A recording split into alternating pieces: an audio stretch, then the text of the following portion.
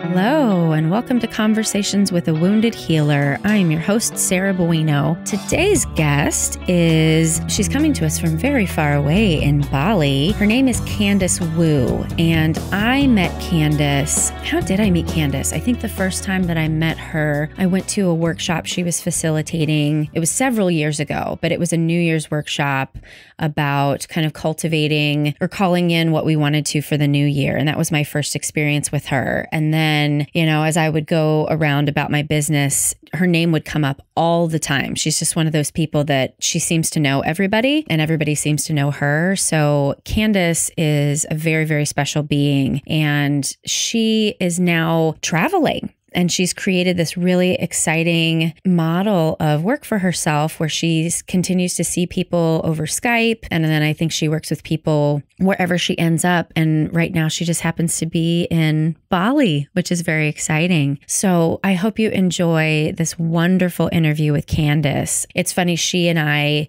we get into it pretty quickly, and we get into a lot of our family history stuff. And it was really interesting how she kind of turned the tables on me in the midst of the interview and facilitated a little healing and, I guess, awareness for me that I had not cultivated around a particular topic. So I do hope you enjoy this interview with Candice Wu.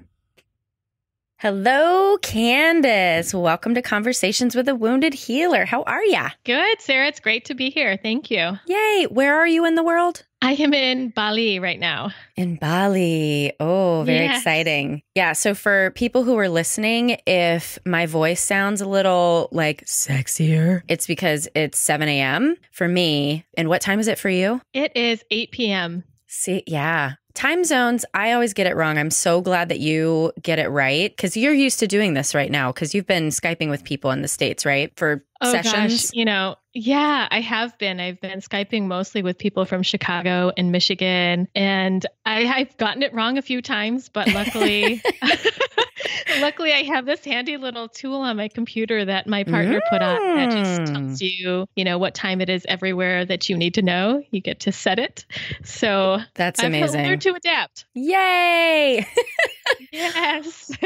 Awesome. Well, let's jump in and tell the listeners who you are and what you do. My name's Candice Wu, and I am a holistic healing facilitator, and I work mostly with loving yourself, feeling good in your body, and navigating all the emotions you're experiencing, as well as intergenerational trauma through an embodied perspective. You have the best elevator speech ever. Yeah.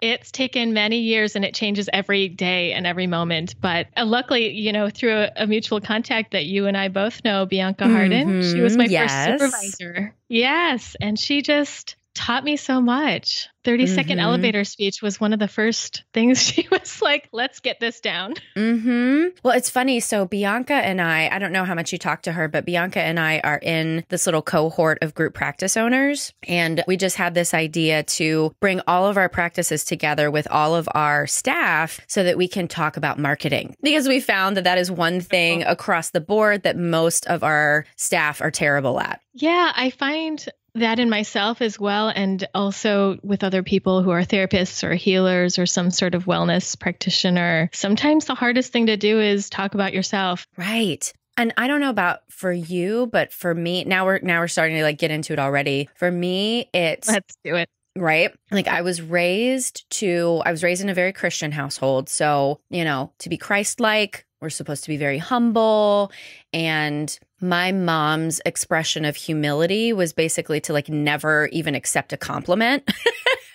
Oh, yeah. And that's kind of, for me, I learned either you're humble and not accepting compliments and not taking any credit for anything, or you're a totally selfish narcissist who thinks that they're the best thing. And there was no space in between. So I really struggle with that. I can really relate to that coming from a Chinese family. First, you don't really even, at least in my experience, we didn't have much affection at all, either with physical touch or words, any verbal affection. And so taking a compliment, it just wasn't even really given. And so there was no practice with that or seeing and hearing that. And then to go to the level of accepting compliments and then even talking about yourself or saying what you want. Oh, yeah.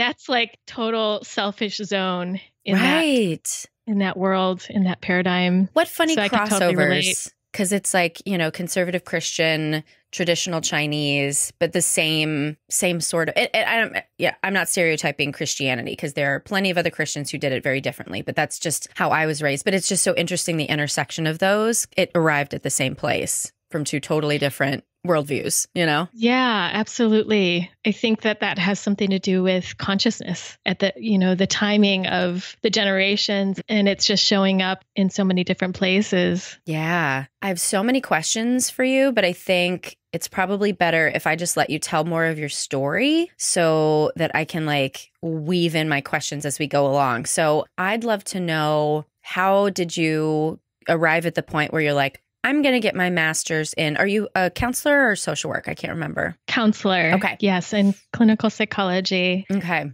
So how did you arrive there? Well, my first career was as an art teacher for middle schoolers. And oh, I can totally see that in the most loving way. Oh, I didn't know you didn't know that about me. No. Yeah. Yes, I taught middle schoolers for about a year. I taught kindergarten through second grade. That was really hard. Kudos to all kindergarten teachers out there in the world.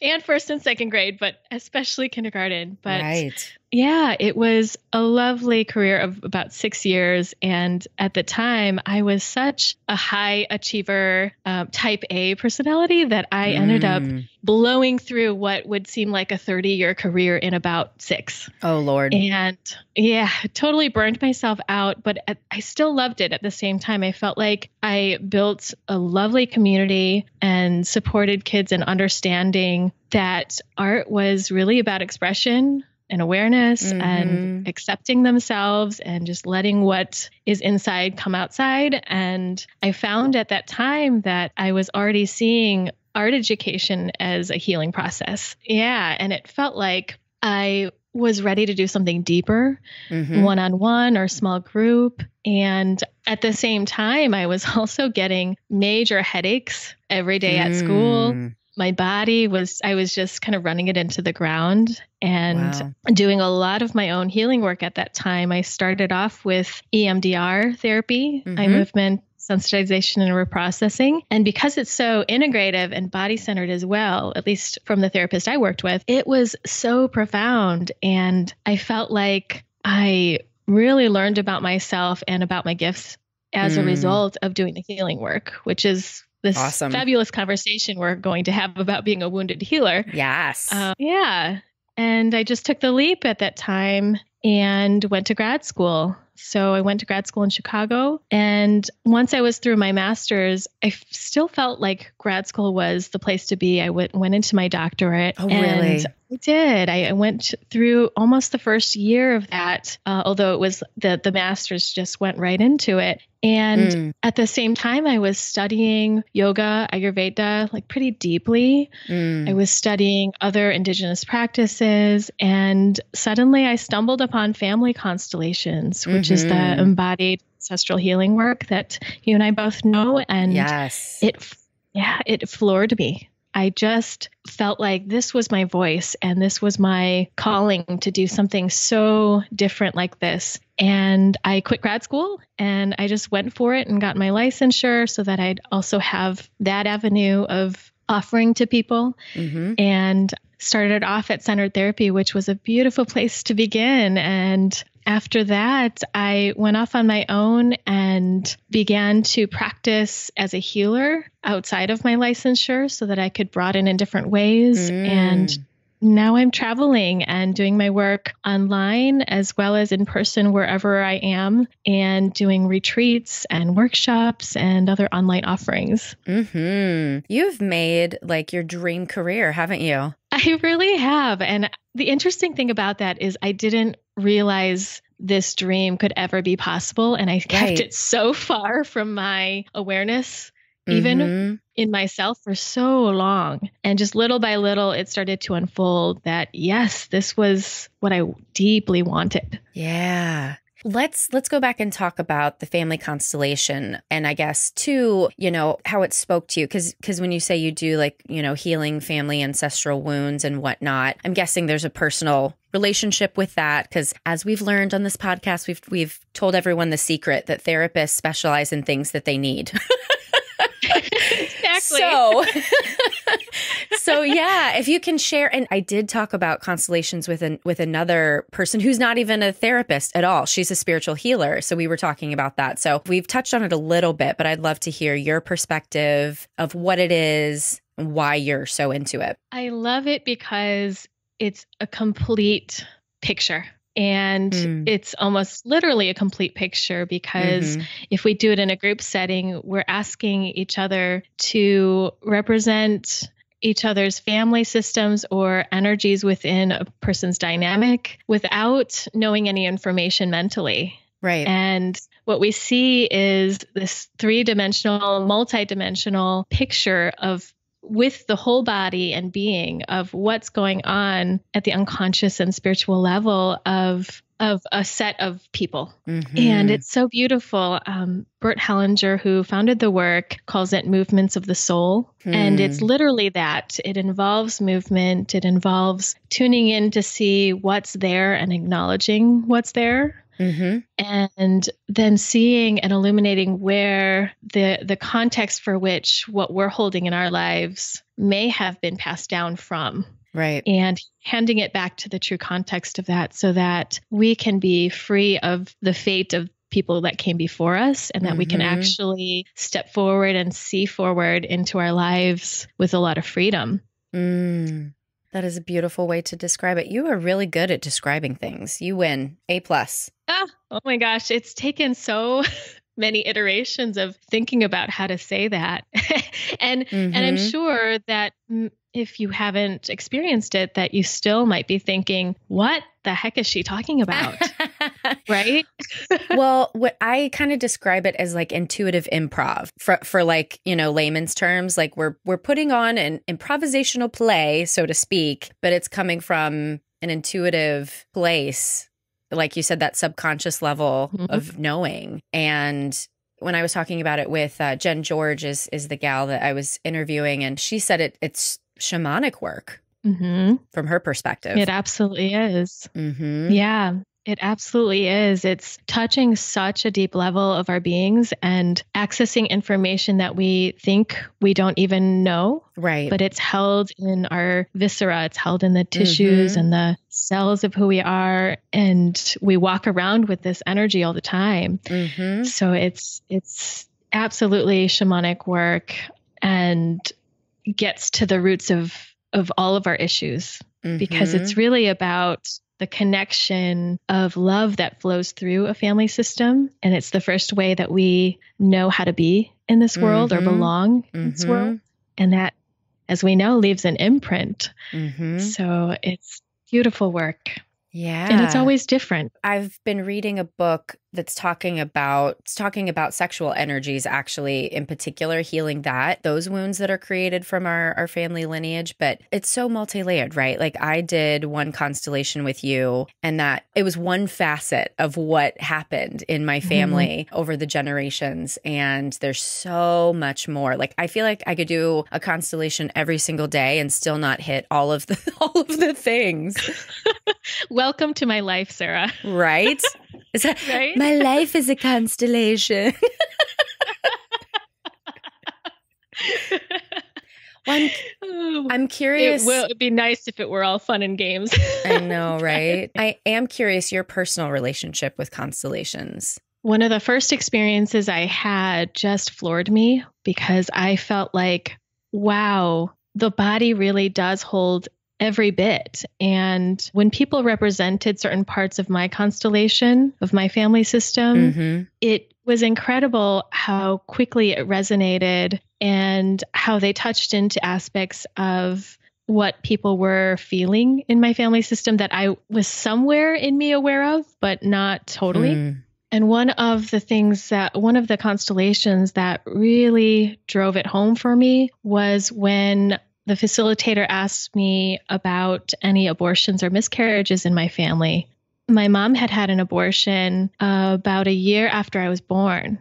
And so being a 1-year-old baby and having this happen where it was pretty traumatic for her, and she just put that experience away and didn't talk about it, didn't grieve about it. And I only knew about it because she told me when I was in high school, just one time she mentioned it and never talked about it again. And so when I brought it up in this constellation, the facilitator sensed something about that loss. And we did this constellation, and it was such a profound and deep loss for me, as well as my mother. And it affected my brother and sister differently, but it just explained so much of why I was holding so much sadness, grief, and loss.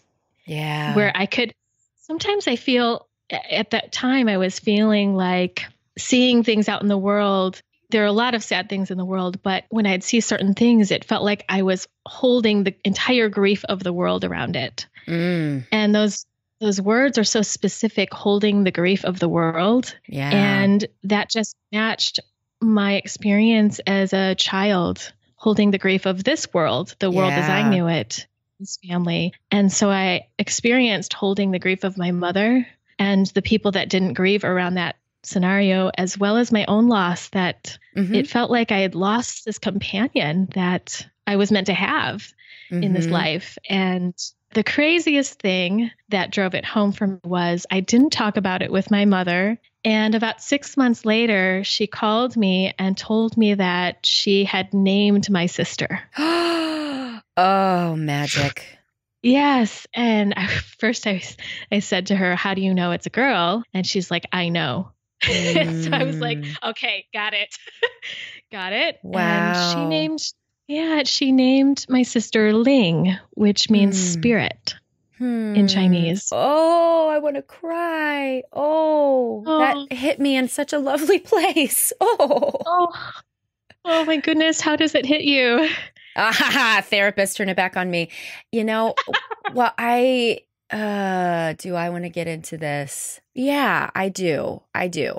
So listeners know by now, because I casually mention it in conversation, that my parents have both passed away. So I feel like I'm prefacing this all before I put it all out there, but I feel like part of my healing journey is to be able to put words to some of the things that were kept secret for a really long time. And by saying this, I know that there could be people out there that are shocked by this or upset by this, but I'm going to put it out there. So my mother also had an abortion, and it was a secret that nobody knew about. My dad knew and told my brother at some point, and I didn't find out until I was in college. And it made so much sense to me then, because then once I had confronted my mom about it and asked her about it, I was able to put together all of the pieces of why I was such a miracle to her. And I was on this interesting pedestal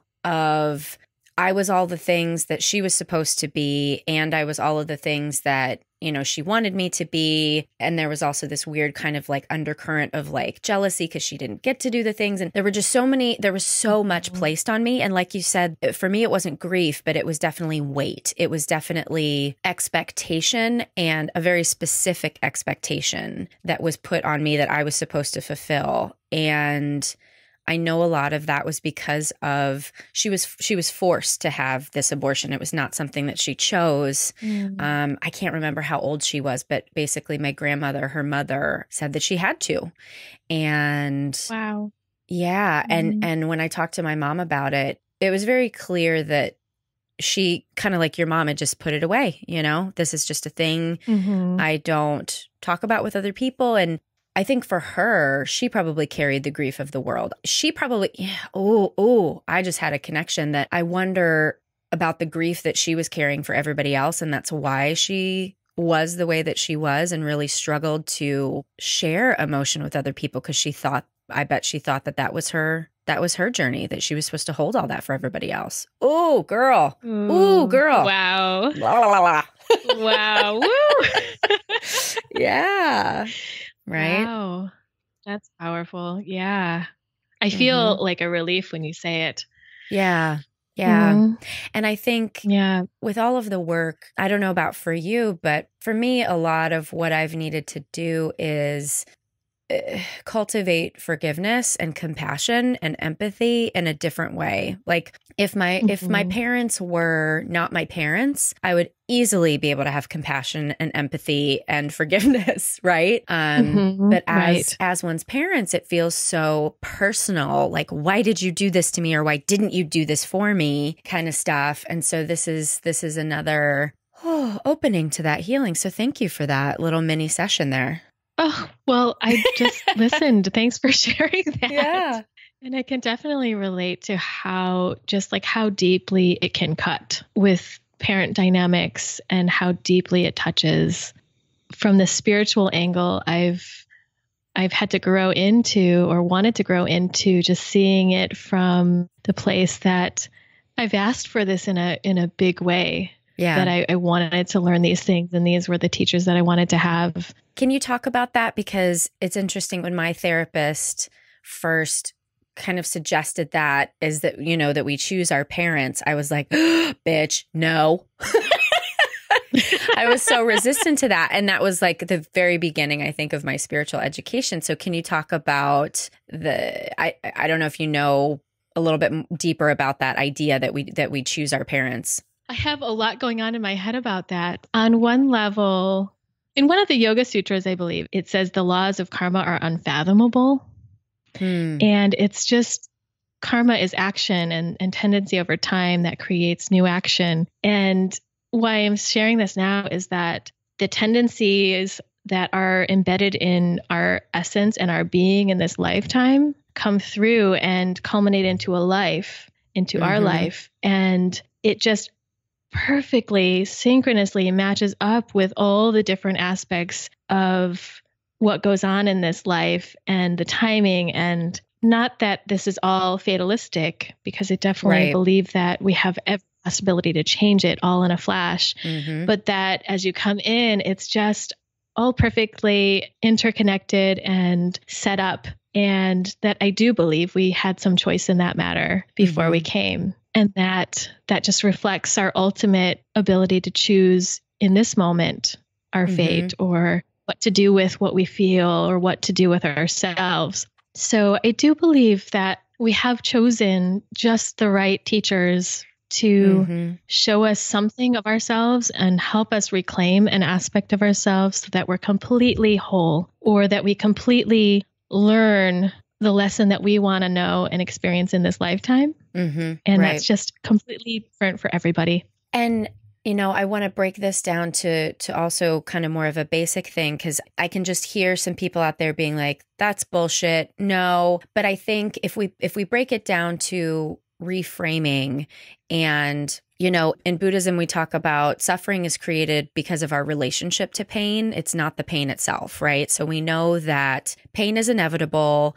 Everybody's going to experience it. And it's what we choose to either learn from it or do with it that makes the difference. And that's kind of what I hear you talking about, is we have all of these choices, and in the most beautiful and synchronistic way, we are set up to live our fullest life. Yeah, I'm glad you're bringing that up, because that was probably my first reaction hearing that. Right. And, like, no way, that's messed up. This happened to me and that shouldn't have happened, right? And I think that that's a really important aspect of our experience too, is to feel that power in saying, no, absolutely not. This was not right. And to feel that energy, that red energy come up. Well, let's say here, because acceptance is not condoning that things are okay. Absolutely. Right. Yeah. Acceptance is, to me, just experiencing what's already here. Right. And then using that, integrating that so you can move forward or do what you want with it next. Right. And I think, even though this is my belief, not everyone I work with believes that, and that's okay. And it's not something that I would push on anybody. And it's only helpful if it's helpful, if it resonates, and if it's helpful in the moment. A friend of mine was saying this beautiful quote. I can't remember if she told me who said it, so I apologize if I can't credit this, but there's this quote that says, if you say the right thing in the wrong moment, it's the wrong thing. Yeah. And it's just so true in this experience of, sharing what my belief is or sharing a spiritual belief that maybe someone doesn't resonate with at all, or it's not the right timing. So I appreciate you bringing up that aspect too. I think that's part of why I felt this pause and ambivalence in me about what am I going to say about this? Right. Well, and honestly, what I really hope to do in this podcast is continue to highlight that things are not black and white, and it's not one or the other, yes or no. There are so many complexities and layers to our beings, our concrete beings, our spiritual beings, our souls, all of these things. There's no one right way to say it. And the other thing too, I think, we can probably shift towards moving into the healer talk. The thing that I've learned is that people they're either drawn to or repelled by the word healer based on how they view what that word means. So everything is in the context of which we understand it based on our experience and our ancestral experience, right? Like going back to that, it's not just us and the meaning that we make of words, it's all of the things. Yes. And then the societal experience of it. Right. And the history of that. Right.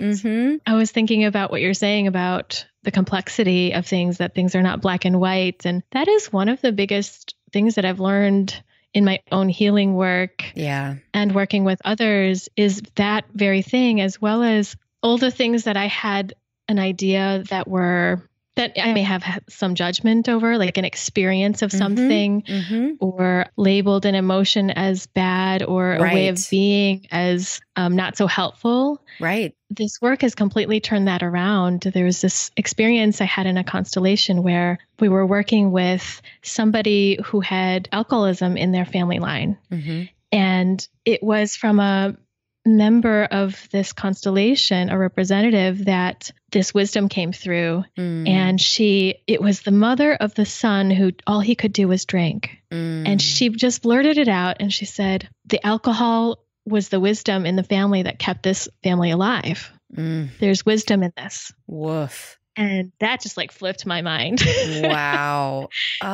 Right. Well, and the thing that for people in my life who really, I guess, lean into this aspect of healing is, like you said before, everything is a teacher, right? And if something quote unquote negative happens, it happens because there's something that we have to learn from that. And I feel that exact same way as you do. Like the only way that I've gotten where I am now is because of the pain that I've experienced and the challenges that I've had. And I used to say, I am who I am in spite of my parents. But then after they died, I came to this realization, no, I am who I am because of them. I would not be a therapist if I hadn't had a challenging family. Wow. It's so embracing. It's drawing in more of you. That's beautiful. Well, thanks. Yeah.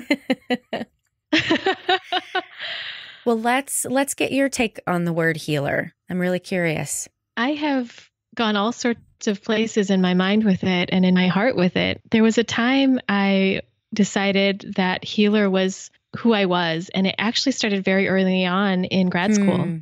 And I didn't use that word because I was afraid. And so I stuck with being a therapist, a holistic psychotherapist. And it was really my fear that I wouldn't be credible.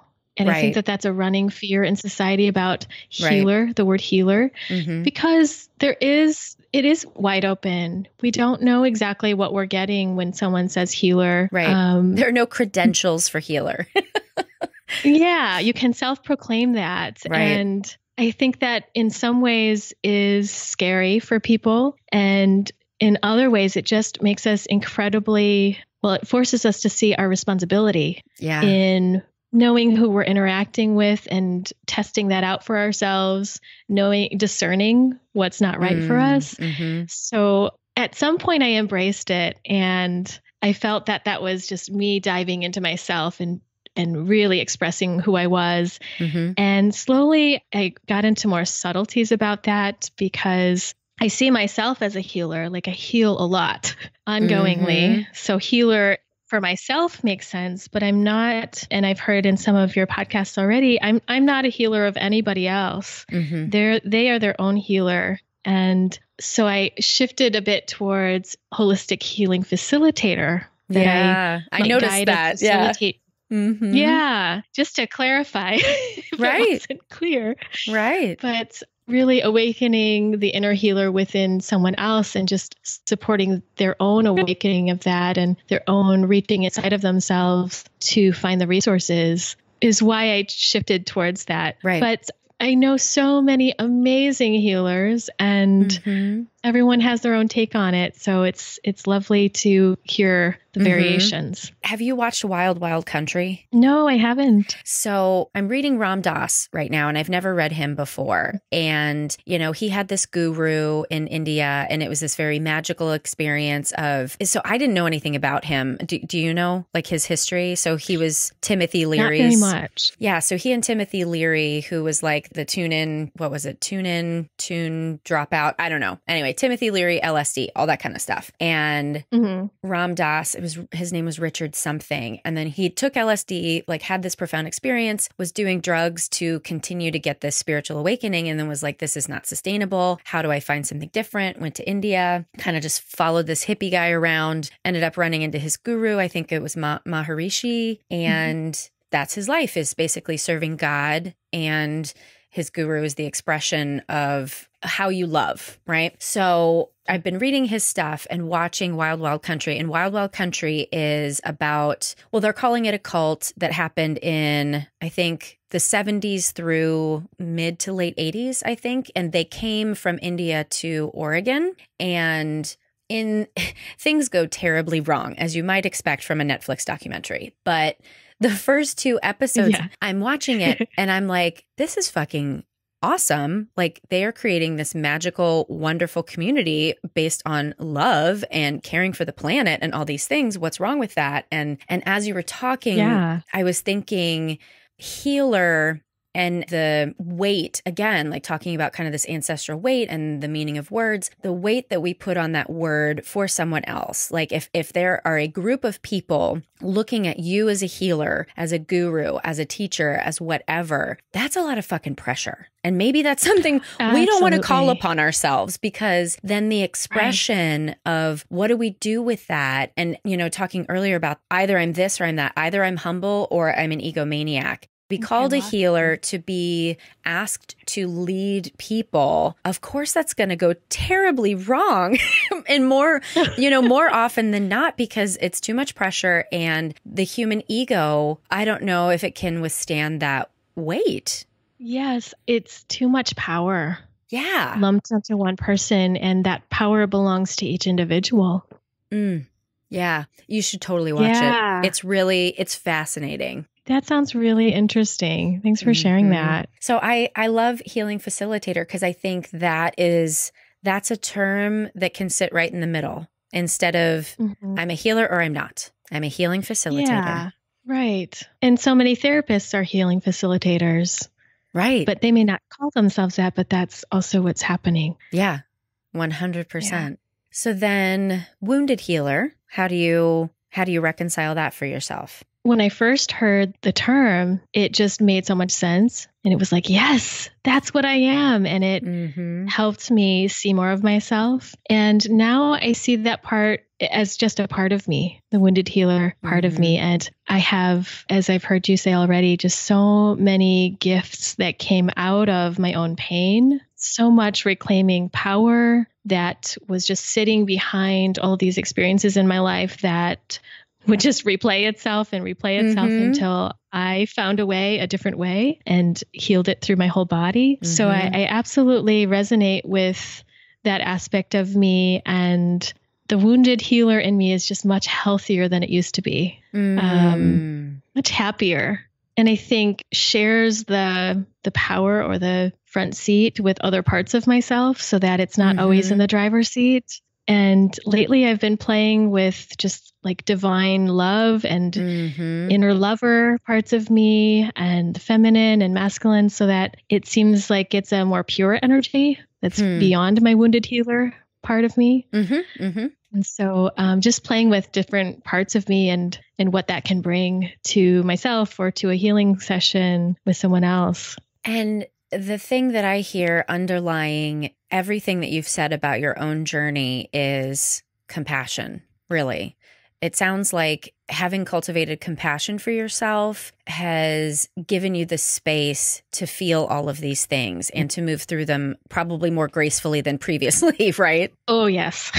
Oh, yes. And it has been such a hard journey in my life to learn that kind of compassion and love. I've been so hard on myself, and I still can be at times. And the good thing now is that the other parts of me that have compassion, that have like a more pure love and acceptance, just are much stronger. And the parts of me that don't know how to love are much smaller. They seem like a smaller percentage of me, yet sometimes more potent. Right. Like really powerful. I feel like the more healing I do, the more awareness I have of the subtle screaming of those inner parts of myself than I would have before, right? Because I was anesthetizing in some sort of way. I'm thinking from the perspective, it's very interesting to me. It sounds like I have a lot of old high school friends who are listening to this, which I think is so awesome. And it's been so really cool to reconnect with people who, you've been watching from afar and you're like, you're doing great. And they're like, you're doing great. But people who are not in the profession, who are on their own journey. And I'm thinking from the perspective of that person who might be like, Candice, tell me the secret. How do I get there?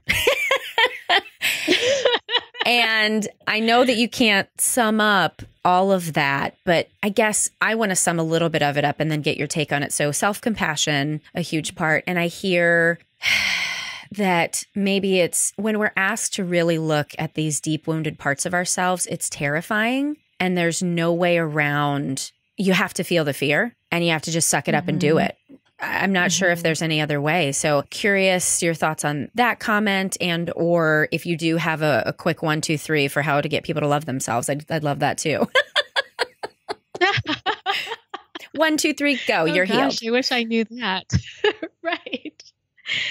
Well, let me think about it. Well, first off, feeling the fear. Absolutely. It is just going for it and having the courage to do that. And the thing that I learned more in the last couple of years, which would have helped me earlier on, is some of the tools of somatic experiencing, actually, because the tools in that are so helpful because they're about supporting you in easefully going through the fear rather than forcing you through it or just grinning and bearing it. That there's a pendulation, which is like going back and forth, right?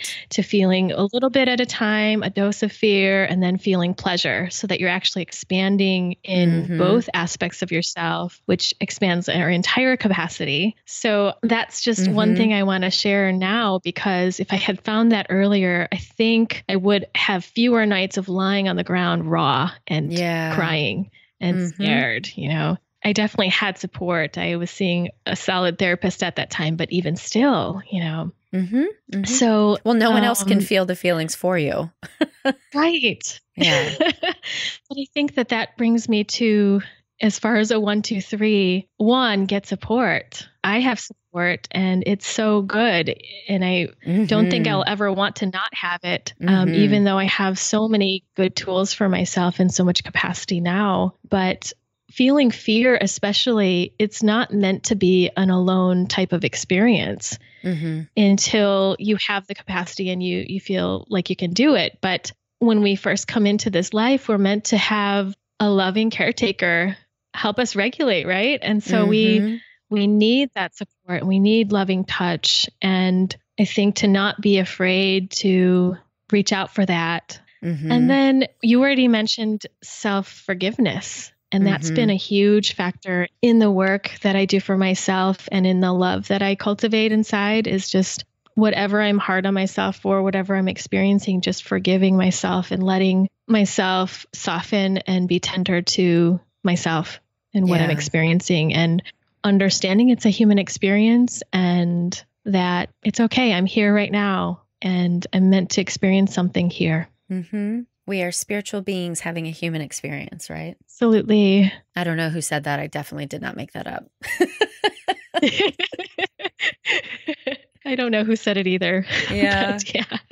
Well, I want to be mindful of your time. Is there anything that we didn't talk about that you would really like to share? I was thinking about this question that you had sent me earlier about what would your clients be surprised to know about you? Yeah. I was thinking about, I tell my clients this, and they seem to look at me with this sort of disbelief sometimes that, especially if they're experiencing a little vulnerability, shame, yeah, or vulnerability hangover, says Brene Brown. Right? Yep. Yes. Maybe they're using like 5 tissues with me, because they're crying and they're a little conscious about how many tissues they're using. And I'm like, hey, when I'm healing, I practically use the whole box. Like there's a pile of tissues next to me or on the floor because I just threw them over there. Right, yes. Right?